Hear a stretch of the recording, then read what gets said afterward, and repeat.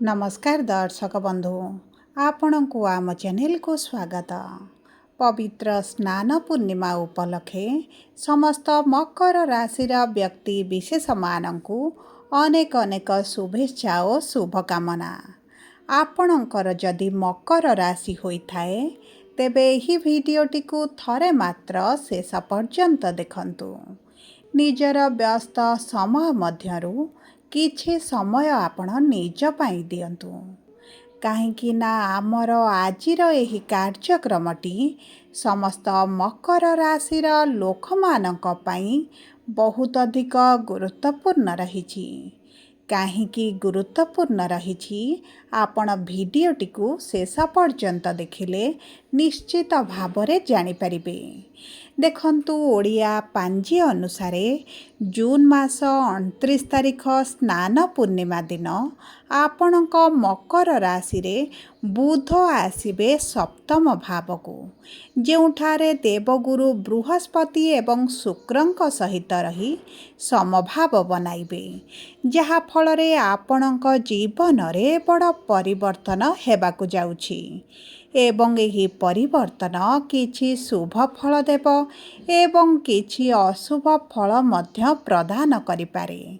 देखंतु देवगुरु बृहस्पति अस्त हेबा पाई जाउछंती, शनि बक्री हेबा पाई जाउछंती एवं मंगल बुध शुक्र एवं सूर्यंकर राशि परिवर्तन हेबा पाई जाउछि, जहा द्वारा आपणक जीवन रे बहुत बड़ परिवर्तन हेबाकु जाउछि। तेबे आसंतु जानिबा एही देवस्नान पूर्णिमा ठारू आपणक जीवन रे कौन सब बड़ परिवर्तन हेबाकु जाउछि। किंतु भिडियोटी को आरंभ करिबा पूर्वरु जदि आपणकर भी मकर राशि होइथाए एवं आपण भी ईश्वरं को आंतरिक भक्ति एवं विश्वास करंती तेबे भिडियोटी को लाइक करंतु। कमेंट बॉक्स रे जय जगन्नाथ जय माँ लक्ष्मी अवश्य लिखि दियंतु। ता सहित आम सह जोगाजोग करिबा पई वीडियोर मध्य भाग रे एक व्हाट्सएप नंबर टिए दिया जाइछि, जो नंबर साहाय्य आपण आम सह जोगाजोग करी निजर नूतन कुंडली प्रस्तुत करि परिबे, कुंडली विश्लेषण कराई परिबे किंबा आपणकर चाकरी विवाह व्यवसाय प्रेम संपर्क शिक्षा स्वास्थ्य संतान को नहीं किछि समस्या रहिछि ताहार सहजरे एवं स्वल्प मूल्य रे समाधान करि परिबे। सेथिपाई आपण आम सह भिडियोर शेष पर्यंत जोड़ी होई रुहंतु एवं व्हाट्सएप नंबर माध्यम रे आम सह जोगाजोग करी खूब कम मूल्य रे आपणक समस्यार समाधान करंतु। एबे आसंतु कार्यक्रमटी को आग को बढ़ाइबा एवं जानिबा केउ केउ बड़ परिवर्तन आसिबो एही प्रमुख ग्रह मानकर राशि परिवर्तन रे स्थिति परिवर्तन रे एवं चलनर परिवर्तन रे आपणक जीवन रे। देखंतु पूर्वरु आपणकर स्वास्थ्य किछि ना किछि समस्या को नहीं खराब रहुतिला, आर्थिक स्थिति मध्य खराब रहुतिला, ऋण आनिथिले किंतु ऋणटी को सुझी पारु नथिले, ऋणर भार आपणक उपरे बढ़ी चलिथिला, परिवार रे खुशीर वातावरण रही नथिला, विद्यार्थी माने शिक्षा क्षेत्र रे बहुत प्रकार समस्या देखुथिले, आपणक चाकरी प्राप्ति रे मध्य बहुत अधिक समस्यार सम्मुखीन हेउथिले, निराशतार सामना करुथिले, अजथारे खर्च हेउथिला, समाज रे मान सम्मान रे हानि घटुथिला एवं संतान संततिक पई आपण बहुत अधिक चिंतित रहुथिले, व्यापार रे आपणको लॉस देखिबा को पडुथिला, आपणक प्रेम जीवन हेउ दाम्पत्य जीवन हेउ बा पारिवारिक जीवन हेउ छोट छोट कथा को नहीं कलह लागी रहुची, समस्या मध्य देई गति करुछंती, जेउ कारणरू मानसिक दुश्चिंता मध्य देई आपण गति करिबा को पडुची, शरीर रे पीड़ा जंत्रणा आपणकर लागी रहुची। तेबे एही भली जहा भी समस्या आपणक जीवन रे चालुथिला ताहा एही स्नान पूर्णिमा ठारू दूर हेबाकु जाउछि, आपणक जीवन रे पुणी थरे खुशी फेरिबाकु जाउछि। एही देवस्नान पूर्णिमा आपणक जीवन रे नूतन सूर्य उदय करिबा पई जाउछि। ତେବେ ସର୍ବପ୍ରଥମେ ଜାଣିବା ଉତ୍ତରାଷାଢ଼ ମକର ରାଶି 21/10 ମକର ରାଶିର ବ୍ୟକ୍ତି ବିଶେଷମାନଙ୍କର ସୂର୍ଯ୍ୟ ହେଉଛନ୍ତି ନକ୍ଷତ୍ରାଧିପତି। ବିରାଜମାନ କରିଛନ୍ତି ଷଷ୍ଠ ଭାବରେ ଏବଂ ଗୋଚର କରିବେ ସପ୍ତମ ଭାବକୁ।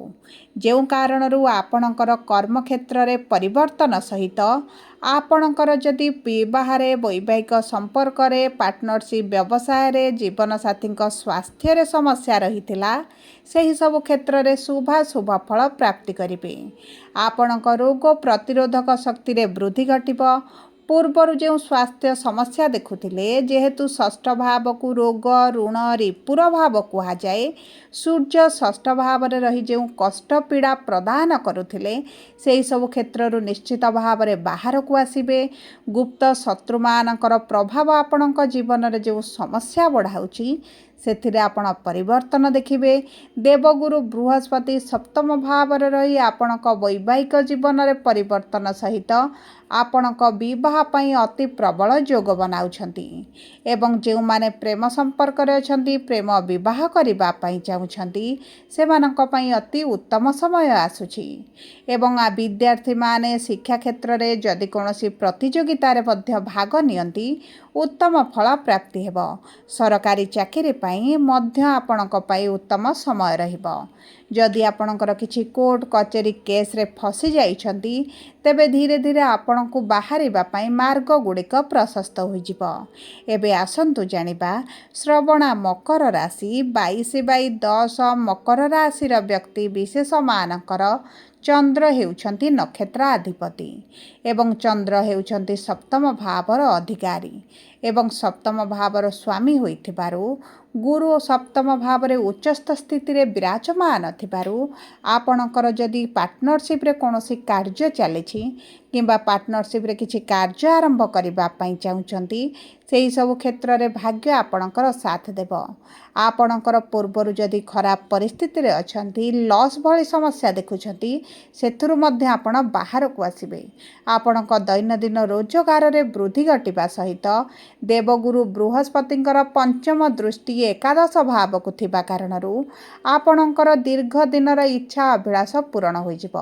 ଯଦି ନିଜର ସ୍ୱୟଂର କିଛି କାର୍ଯ୍ୟ ଆରମ୍ଭ କରିବା ପାଇଁ ଚାହୁଁଛନ୍ତି, ତେବେ ମଧ୍ୟ ଆପଣଙ୍କ ପାଇଁ ଶୁଭଦାୟକ ରହିବ। କର୍ମକ୍ଷେତ୍ରରେ ପରିବର୍ତ୍ତନ ସହିତ ମାନ ସମ୍ମାନ ବୃଦ୍ଧି ହେବ।